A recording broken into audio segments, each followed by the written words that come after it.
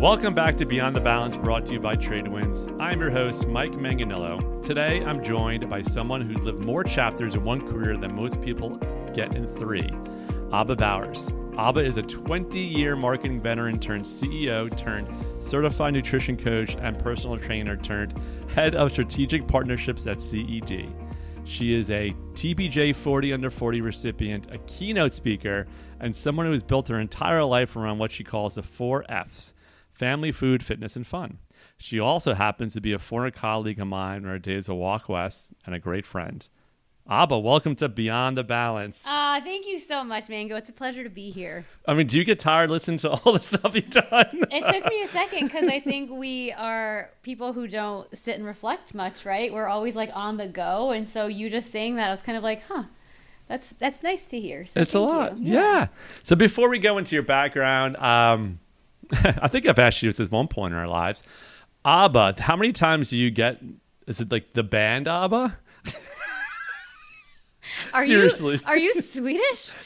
Pretty often. Pretty often? Yes. So now, what's your response? Do you have a favorite song or? Mamma Mia, Dancing Queen. Okay. It's usually Dancing Queen, but you don't want to see me dance. That's terrifying. But if someone pauses when I introduce myself, I say, think of Abba Dabba Doo. Okay. Or Abba the band, and it resonates with it. That hits everybody. If I give the two options, that is a good opening. A Scooby-Doo fan, yeah. with Abba Dabba Doo, or you've got the Dancing Queen. So, well, not like I'm similar, but as my last name is Manganillo, I usually just say call me Mango, and that's a great conversation starter.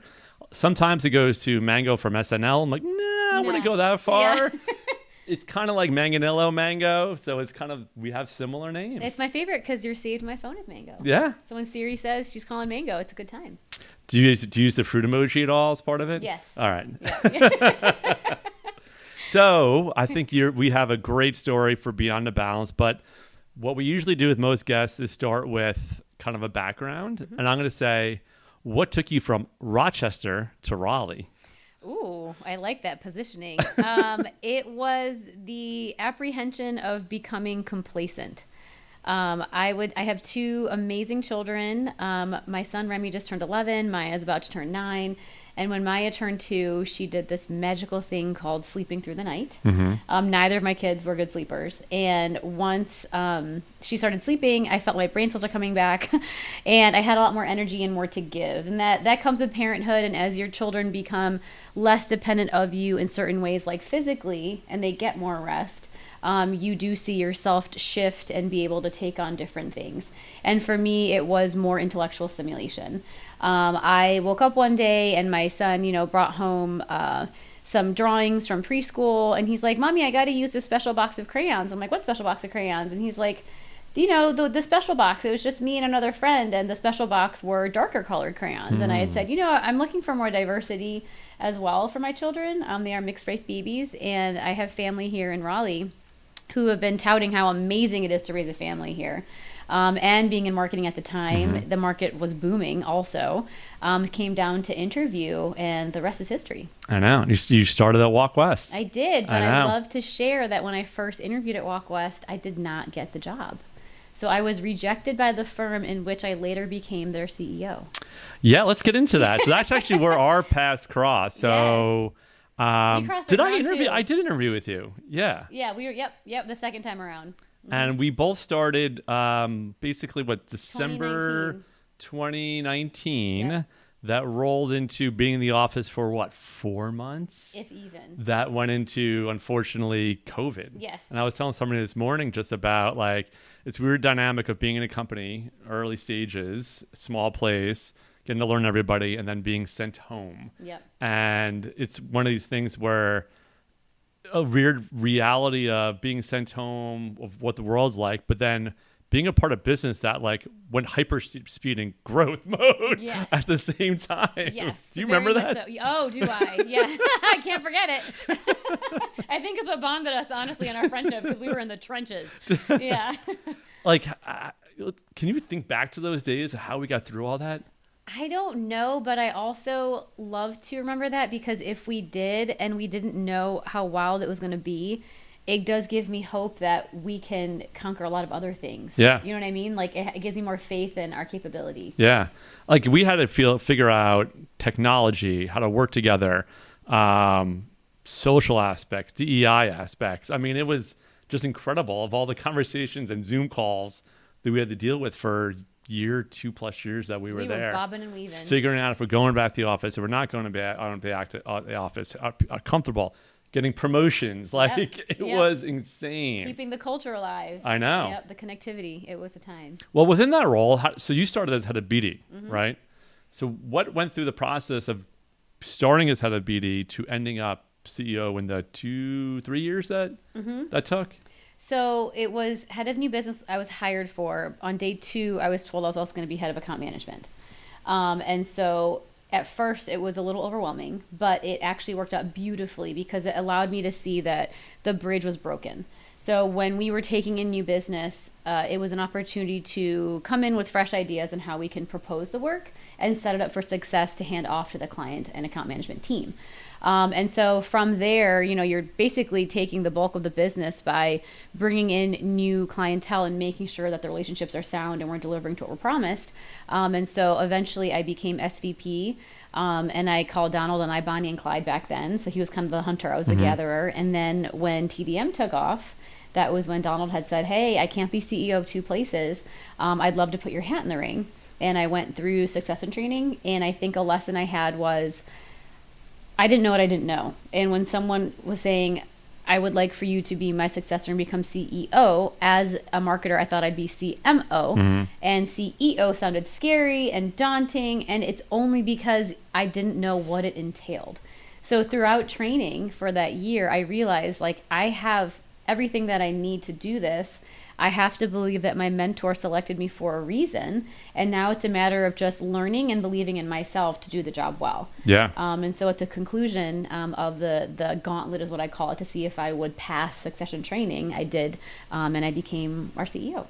And then I remember one of the most valuable tools or things you created, I believe it was called the Circle of Life. Is that correct? Yeah. The River of Life. The River of Life. Yeah. Can you talk about that? Yeah. I thought that fascinating. I almost just started singing Lion in the morning.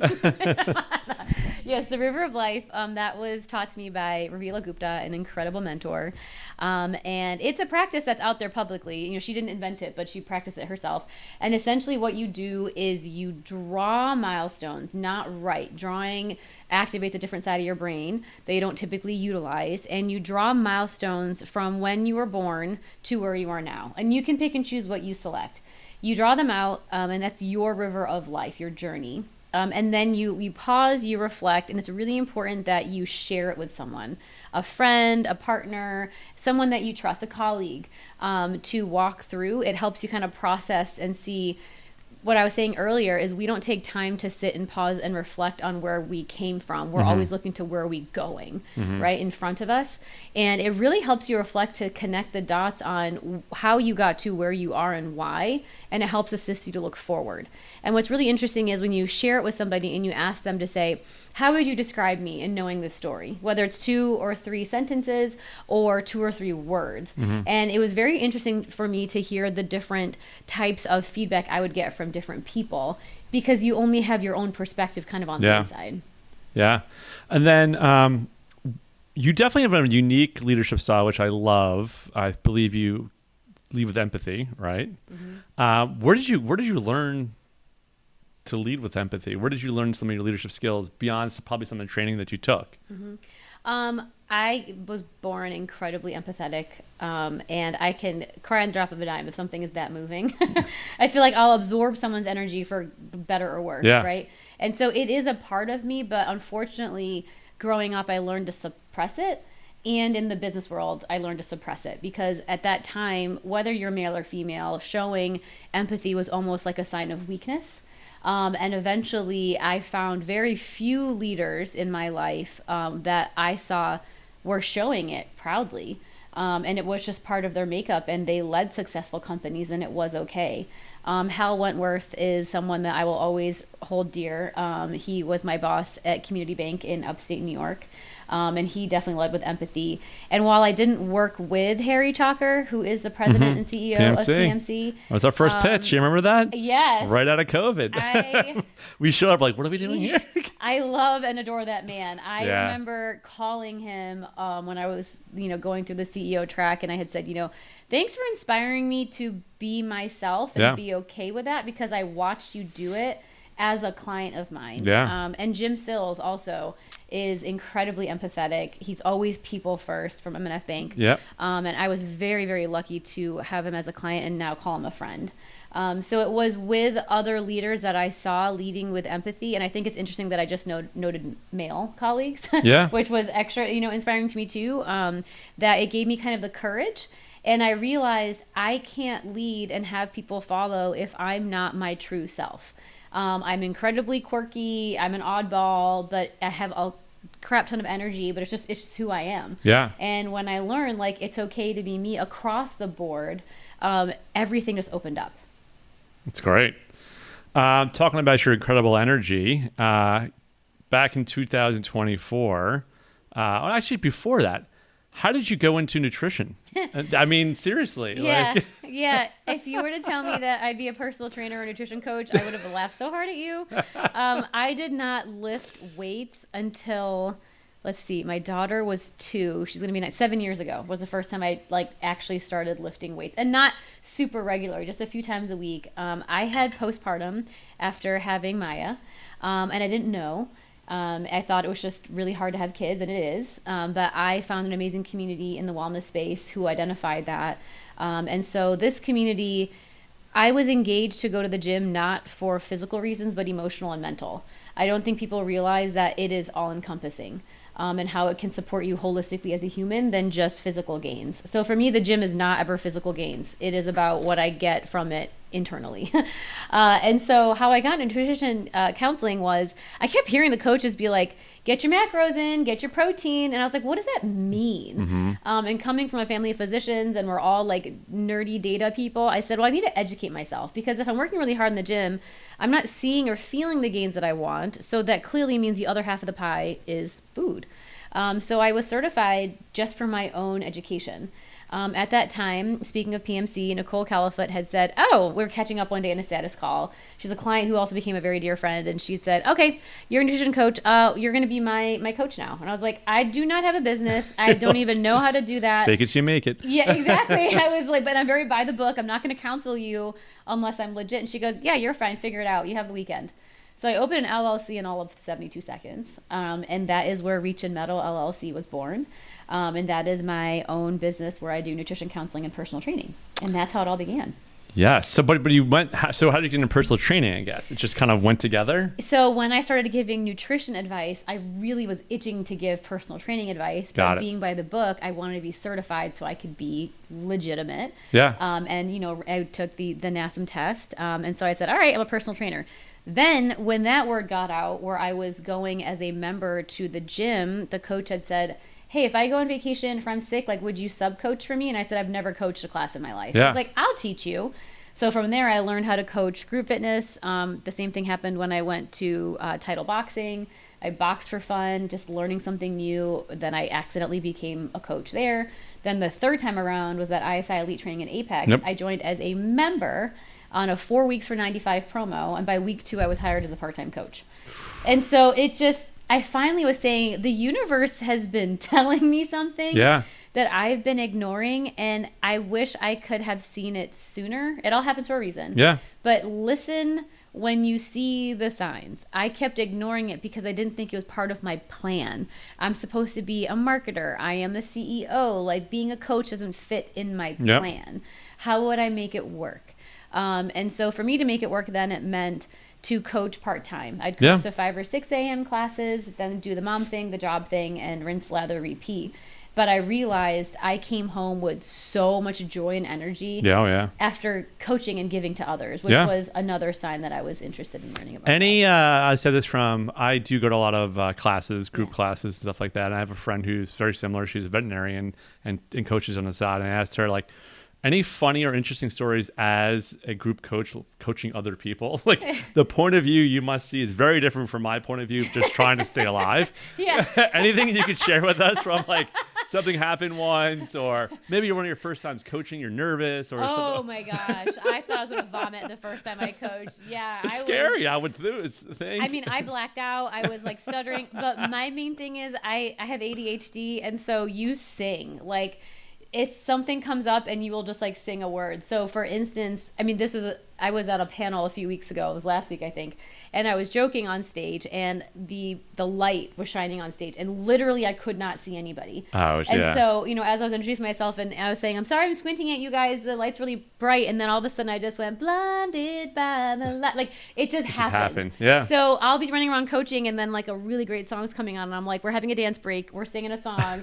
And so something will just happen. And I'm like, and there we go.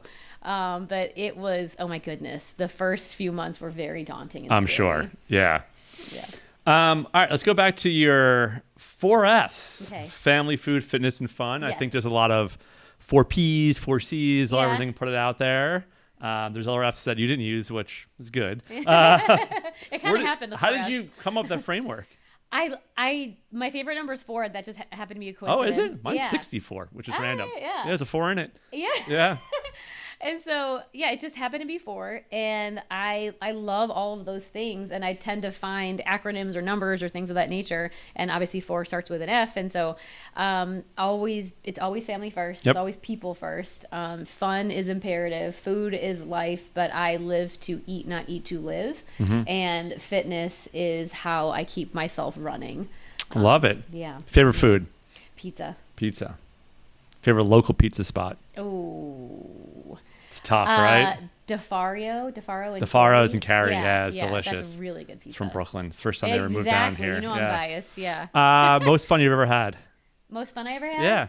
I don't know. It's a tough one. This is going to sound weird. I like that. But giving birth to my daughter without medication, It was a VBAC. So my son was breech. So I had no option. And my daughter, I was just so focused on being able to deliver her naturally, and I didn't want any drugs. I wanted to be fully present because with the C-section, I was so doped up, and I did it. And I felt like on top of the world. I felt like I was a lioness in like the safari. It was so cool. That's awesome. Definitely not mine.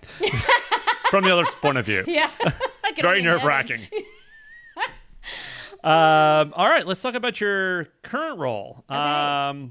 So you left Walk West and then connected to get closer, I would say, to the business community as the head of strategic partnership at CED. Can you tell us more about CED? Yes. I don't think a lot of people know what they are, what they do. Yeah, so CED stands for the Center for Entrepreneurial Development. We are a 501c3. So this is my first nonprofit. Mm-hmm. I've always wanted to be in the space. It just never lined up. And so I said, I don't know, can I do this? I don't have nonprofit background, but I do have for-profit background and business background. And my role as head of partnerships is I like to connect folks. So essentially being a 501c3, we survive solely on partnerships, sponsorships, and major donors. We do not currently take any funding from the government. And so my role is to make and find opportunities that align well with our partners so that everyone is getting the best bang for their buck and feeling really engaged in supporting our entrepreneurs. We have an incredibly lean and mean team. I think what was really exciting for me was I come in as an entrepreneur myself with my own LLC, and I understand the passion that you have to do that. It's risky, it is exhausting, it never turns off. And what I love about entrepreneurship, though, is the energy and the passion and the grit that you're always exposed to when you're with entrepreneurs. And I think it's really cool to see a community come together to support such a fantastic foundation. And what we do at CED is we provide education, so much educational content so that we can set up folks to succeed. Mm-hmm. So for example, let's say I'm a personal trainer and I've never done business before. Mm-hmm. I may have an amazing personal training solution, but I don't know what are the best practices in hiring someone in HR. How would I go about tax and auditing? How do I set up anything from the legal perspective to prevent being sued, God forbid, right? And so we have different programs, whether it's a monthly membership for entrepreneurs to join, or we have something called the Grow Cohort. There's 2 a year, about 6 to 10 companies each time, and they go through a rigorous 12-week program. We're at the end of it on June 25th, save the date. There you go. Yeah, at NC HBCU. Our friends are hosting us. Thank you, Tia. We are having essentially a mini Venture Connect, consider a mini Shark Tank. Got it. Each one of these companies gets to go on stage in theater and present a 5-minute pitch about their concept, their idea, their organization to seek funding. Love it. So you're going to have everyone from the ecosystem present. I call us Captain Planet. You're going to have the investors. You're going to have additional founders, and you're going to have partners and sponsors from around the community attend. So I definitely suggest if you can come, check it out. I like people to feel it because it isn't something easy to grasp if you're not in this ecosystem. So I think for me, coming from the outside, if you will, I was kind of overwhelmed. What's going on? How are we doing this? And how did I not know all of this magic that was happening in our backyard in RTP? It is bananas. How many companies we have hustling, grinding, coming up with life-saving tools, sustainable models, just to make our world a better place, to increase our economic value in North Carolina and create what we call the flywheel of generating revenue and then hopefully giving back once they do succeed. Yeah, I think I told you. So I had a startup about 3 years ago called Zool, and we worked through CED, and it was very eye-opening, this whole startup community, especially in the Triangle. And I would argue Triangle, I mean, it's kind of like definitely not as large as Silicon Valley, but there's not many other hubs in the U.S. that has this much infrastructure and the ability for your business to kind of grow. Absolutely. And if we didn't work with CED and your team, like we'd even, like, to your point, like, Tim and I have an idea, we have a background on what we do, but we don't know nothing when it comes to starting a company and how do we get funds, what does investors look like, how do you build a pitch deck, all of that stuff, right? So and getting in touch with other mentors who've done it. Yes, exactly. That I think is invaluable. Exactly. How long have you been there? Oh my goodness, since October 13th. Okay. Yes, I'm still a newbie, although our new CEO, Alex, stole my title. I like to give him a hard time. He came in a month after me, so he is the newest employee that I started in October. Twofold question. What is the best advice you've ever given and the best advice you ever got? Best advice I've ever given is, oh my goodness, you don't know until you ask. So I like that one. When I left, when I decided to resign from Walk West and take this complete leap of faith, into wellness, I assumed I had to quit the CEO role. I assumed I had to be full-time, and if I wasn't full-time CEO, there's no way I'd be at Walk West. And it was very scary to jump into wellness knowing that half my time was allocated with, coaching and the things I was going to do. But when I spoke to our chairman about it, he had said, all right, well, write me a contract for a part-time role that you can do with the other half of the time. And so that is how I became the chief growth officer at Walk West. I would not have ever known that could be a possibility. Yeah. And it was really, really interesting and really cool. It was like I was two people. I was yin and yang that year of like, there's business Abha where in the morning I'm going to a chamber meeting and then I'm running home and changing into coaching clothes and I'm hitting the turf and coaching a class and then I'm going to take a nutrition client and then I'm closing out with networking and then I'm coming to get the kids. So it was like I was living like a double life. Yeah. But I would have never known that was possible if I hadn't asked, or like I was given that opportunity, but I wish I had just gone to say, is there something I can do part-time here? Would it be valuable to you? Or if I came with my own solution ahead of time to say, I have this much time, here's what I'm proposing I could do. Yep. So I would say never think that something is just black and white, especially nowadays in the world in which we live with contractual jobs, with hybrid jobs. You can create the life you want and do more than one job well. And the best advice I've ever been given was from Ravila Gupta, who had said, leap and the net will appear. And that took me years to actually believe because I thought that was a can of hoo-ha when I heard it. I was like, haha, leap in the net will appear. That's dangerous. That's risky. I'm risk adverse. I'm a planner.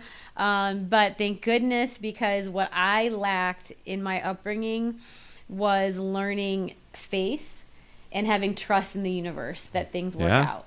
I was never like a manifester. I never thought, things will work out. I had to make it happen or it wouldn't. Yeah. And so I was a bit too rigid in my viewpoints. And I think that's why I had the horse blinders for so long. Instead of thinking about coaching as a career or something to supplement my life, it wasn't part of the plan. I know. And that's why I was like, no. But yeah, I definitely actually bring up a good concept, because I feel like the society and the world has changed, especially in the business side, 10, 20 years ago, in the ability to have two jobs, right? I would argue that 50% of people, even if they get paid or not paid, do something outside of work. Would you ever work for a company that didn't allow you to do that? No. I wouldn't either. Yeah, Never. I agree. I can't even imagine a company that could say that. That would days. say that. I know. And if they did that just wouldn't align. Even if I didn't want to, that just wouldn't align with exploring what makes you happy, because you could be an amazing accountant, for example, but that's not all you are. Exactly. And whether it's through a hobby or something else, like, why limit someone? Because if you give them the opportunity to do something that makes them happy, they're only all the more motivated to do better at work. That's just my thinking. So what's next? What excites you? What you got going on? Well, I think what's exciting is my dad raised me to say, what's your 5 and 10 year plan? And I could always answer that. And for the first time ever, I don't know. Yeah. I'm open to the universe. I am loving this entrepreneurial ecosystem. It has just been giving me so many thoughts of ways that we can engage each other on a broader level and bring the community more together. So I have a lot of ideas there that I want to try to execute. And so with that, I'm open to the universe, to seeing where is it going to take me on this river of life, on this journey. Love it. Where can the universe and our listeners find more about you and CED? You can find me, on LinkedIn. You can shoot me an email. It's abowers@cednc.org. But I would definitely say LinkedIn is where you'll find me, and all the things where we're at. Perfect. Well, thanks for joining us on Beyond the Balance. That was excellent. And that's it. That's a wrap. Thank you for having me.